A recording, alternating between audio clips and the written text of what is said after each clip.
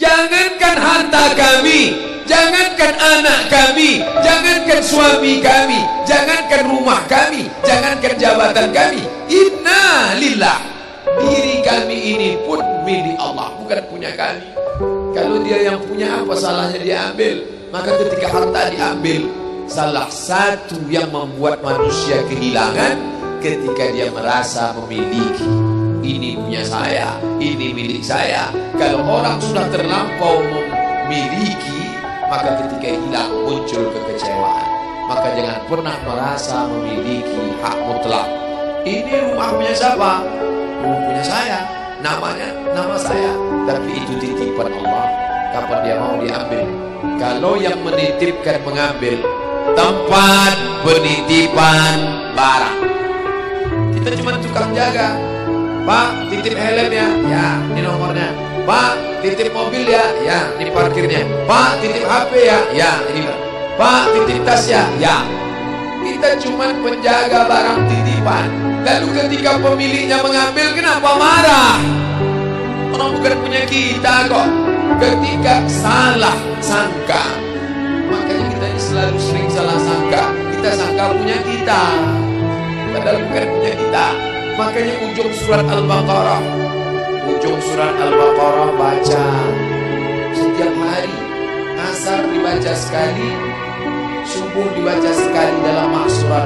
Lillahi ma fis samawati wa ma fil ardh. Itu bukan mantra. Orang baca cepat karena ingin mau baca cepat maksurat. Lillahi ma fis samawati wa fil ardh.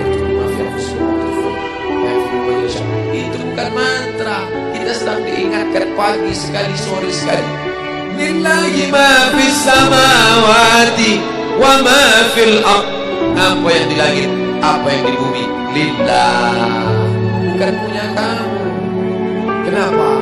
Kalau sampai kita katakan punya kita, lalu ketika dia hilang, kita stres, kita depresi. Orang yang kehilangan anak, dia tidak sedih. Kenapa? Karena itu pergi duluan, nanti dia akan menyusul belakang. Suami kehilangan istri, dia tak sedih. Kenapa? Karena sudah dibawanya ganti yang baru, Pak Ustaz. Bukan. Dia tak sedih, kenapa? Karena dia tahu nanti saya akan berjumpa dengan dia di tempat yang lebih kekal abadi. Sekarang kalau saya hidup sama-sama dia, dia tua, dia keriput, dia sakit, dia mati. Nanti saya berjumpa lagi dengan dia. Di mana?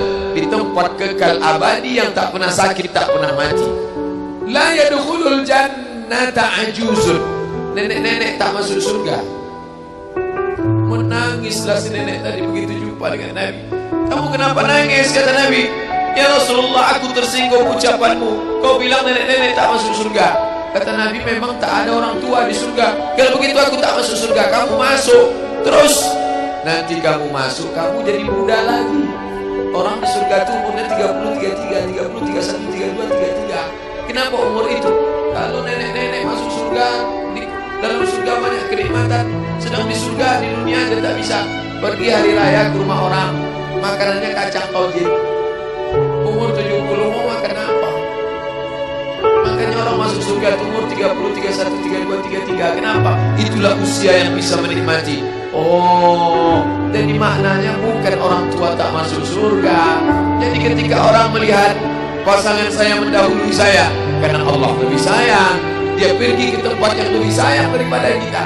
Orang menangis tak berhenti, dia menganggap dia pergi, oh dimakan cacing tanah dia. Padahal dia sudah pergi ke tempat yang lebih sayang daripada kita. Kita sayang, tapi sayang kita temporer. Ibu sayang pada anaknya, berapa jam dia bisa sayang? Pergi dia bekerja, dia tinggalkan. Pulang dia bekerja, dia tidur, dia lupa. Berapa banyak anak-anak masuk ke tempat air panas gara-gara orang tua lupa menjaga, teledor. Berapa banyak anak yang jatuh cacat, orang tua yang katanya sayang, tapi sayangnya itu terbatas. Dia sudah pergi ke tempat yang lebih sayang. Siapa dia? Bismillahirrahmanirrahim. Dengan nama Allah yang Maha Pengasih dan Maha Penyayang. Maka ketika ujian itu datang, ayat ini hilang. Saat ujian itu datang, ayat yang dikaji malam ini, hadis yang dikaji malam ini hilang, terbang, melayang, tak berkesan. Ada orang lain yang mengingatkan. Tadi pagi saya takziah. wajah sahabat saya ini ustaz, tapi tadi wajahnya lusuh. Turun, nampak dia sedang bersusah hati, maknya meninggal dunia.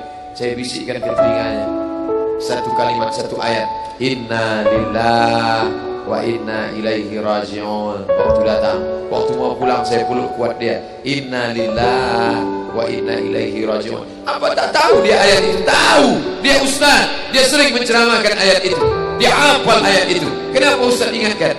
Hari itu ayat itu hilang dari kepalanya. Yang terbayang adalah wajah ibunya yang dulu membesarkan dia 9 bulan 10 hari menyusukannya, 2 tahun membesarkannya, 9 bulan 10 hari mengandungnya, 2 tahun dia susukan, mengalir darah si ibu dalam badannya. Saat melihat ibunya terbujur kaku, hilang ayat itu, hilang hadis itu. Datang orang lain mengingatkan dia, ditepuknya bahunya, wabasyiris sabirin, berikan kabar gembira kepada yang orang sabar, alladzina idza asabatuhum musibah, ketika ujian itu datang, qalu, mereka berkata, inna lillahi wa inna ilaihi raji'un. Tapi tak semuanya tahan, tak semuanya kuat.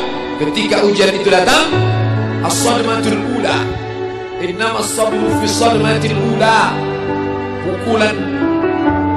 Ketika pukulan itu datang bergoncang. Berapa banyak orang bercerita, Pak Ustaz, ketika sampai berita itu rasanya lunak tanah ini dipijak, Pak Ustaz, bergoyang dunia ini, Pak Ustaz. Pukulan yang sangat kuat. Dan tak jarang ketika pukulan itu datang bertubi-tubi, akhirnya dia mulai senyum. Selama ini nengok orang lewat sini, lama-lama nengok oplet lewat sini. Apa yang dikatakan Allah Subhanahu wa Ta'ala? Apa maknanya? Tidak ada tempat bersandar yang paling kuat kecuali dia. Bersandar di sebatang pohon, pohon akan laku. Bersandar kepada orang, orang akan mati. Bersandar kepada dia, hayyun la yamut, dia yang hidup tidak akan mati untuk selamanya. Ya hayyu ya qayyum ya bani as-samawati wal ard ya zal jalal wal ikram ya fa'alun lima yurid ya man arada amran innama amruhu idza arada syai'an ay yaqula lahu kun. Maka berserahlah kepada dia. Makanya selesai sholat tadi kita diajak imam berserah kepada dia. La ilaha illallah wahdahu la syarika lah, lahul mulku wa lahul hamdu yuhyi wa yumiit.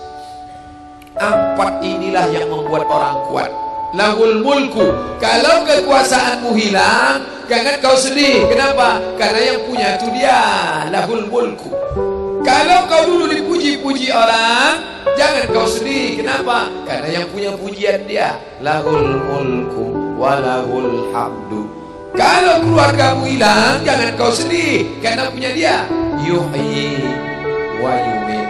Dia yang menghidupkan, dia yang mematikan.